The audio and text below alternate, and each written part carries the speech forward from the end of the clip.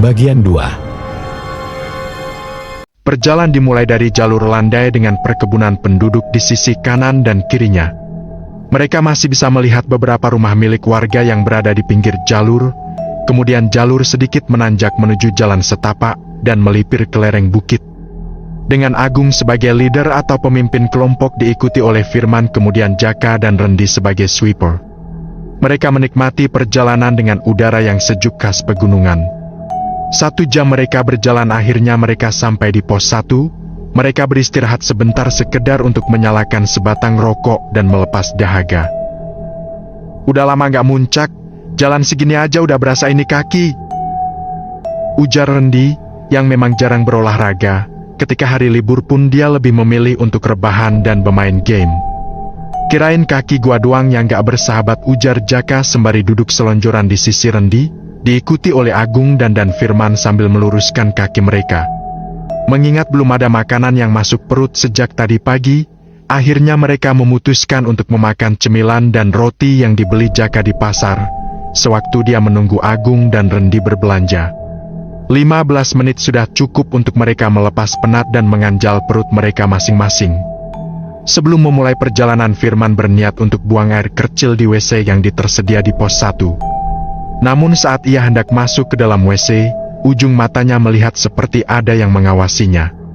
Sontak dia kaget dan langsung menengok ke arah orang tersebut, namun dia tak bisa memastikannya karena kejadiannya hanya beberapa detik, dan orang tersebut langsung menghilang di balik pohon. Kenapa orang itu mirip seperti kakek-kakek yang tadi di pasar ya? Tapi penampilannya kok beda? Lebih bersih dan rapi. Semoga aja cuma halusinasi gua doang, ujarnya dalam hati. Firman hanya bergidik ngeri dan langsung masuk ke dalam WC dan menyelesaikan niatnya. Ia pun segera keluar meninggalkan WC untuk kembali bergabung dengan teman-temannya. Firman tak menceritakan apapun kepada teman-temannya tentang apa ia lihat, dan lebih memilih untuk mengajak mereka melanjutkan perjalanan.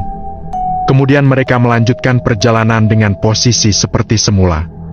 Jalur dari pos 1 menuju pos 2 masih terbilang landai, dan hanya butuh waktu sekitar 40 menit untuk sampai pos 2.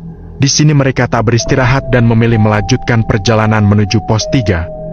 Mereka menikmati perjalanan dengan saling bersenda gurau agar perjalanan tak terlalu terasa lelah. Di tengah perjalanan menuju pos 3, tiba-tiba Jaka meminta izin untuk buang air kecil. "Gung, gua kebelet nih, tungguin ya," ujar Jaka. Ia berlalu menuju semak-semak dengan 2 pohon di sisi kanan dan kirinya, bahkan lebih mirip seperti gapura karena ukuran keduanya yang cenderung sama. "Oke, Jak." Agung dan kedua temannya berhenti dan duduk di pinggir jalur untuk menunggu Jaka sembari istirahat. "Semoga aja ada kelompok lain yang naik hari ini, biar nggak cuma kelompok kita doang yang muncak malam ini," ujar Firman.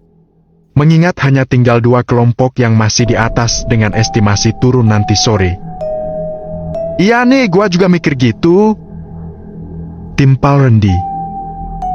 "Pasti ada yang naik kok, tenang aja, biasanya weekend kan ramah," ujar Agung meyakinkan. Sementara itu di balik semak, Jaka sudah selesai menunaikan hajatnya dan bergegas kembali menghampiri teman-temannya. Namun saat ia telah berjalan beberapa langkah, ujung matanya tak sengaja melihat benda yang berkilau karena pantulan sinar matahari.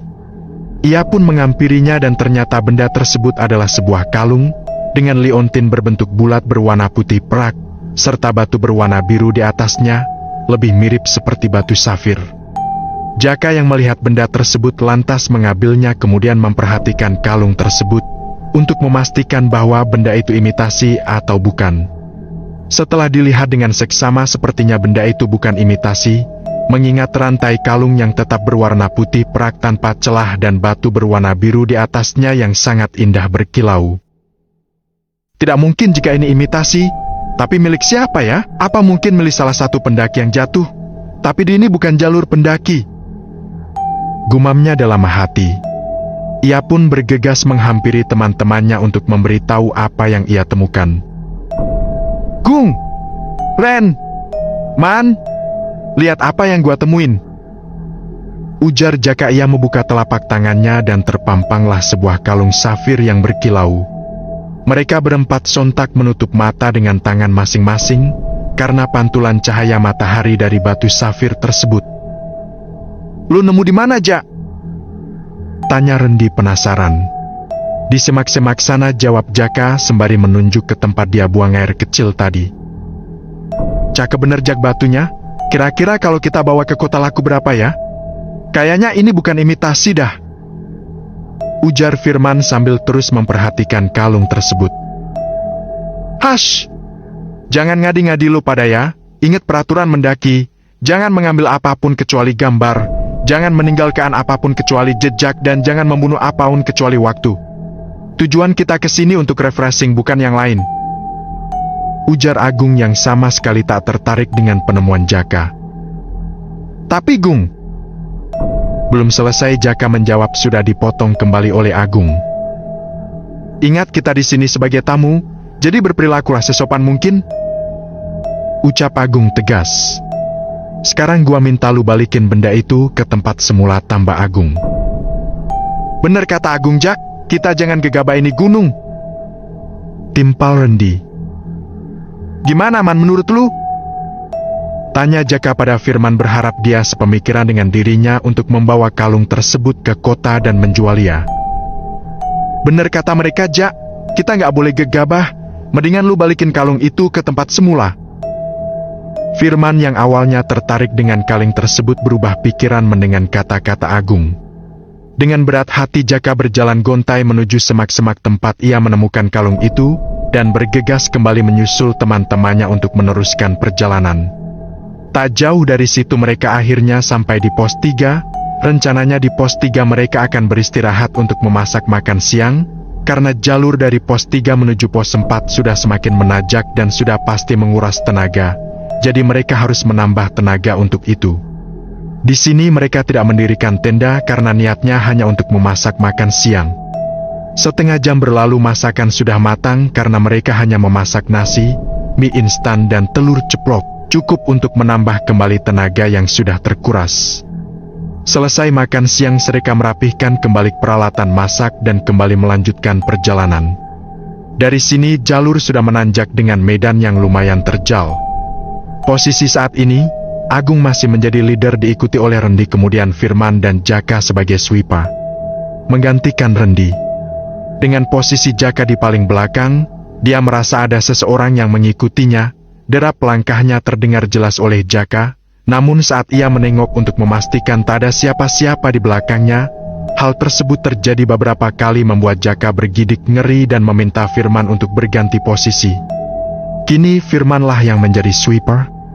Tanjakan demi tanjakan terus mereka lalui hingga tiba-tiba, serak, Jaka tergelincir ke pinggir jalur yang notabenanya adalah jurang, badannya terus mengelinding. Firman yang melihat itu langsung berteriak, "Pegangan akar, Jak!" teriak Jaka cemas. Rendi dan Agung yang mendengar teriakan Firman sontak berbalik dan berlari menghampirinya. Kaget. Itulah yang mereka rasakan saat ini melihat salah satu temannya yang jatuh jurang. Jaka mengikuti arahan Firman dengan berpegangan pada akar pohon, namun sayang akar yang ia pegang terputus karena tak kuat untuk menahan berat badannya.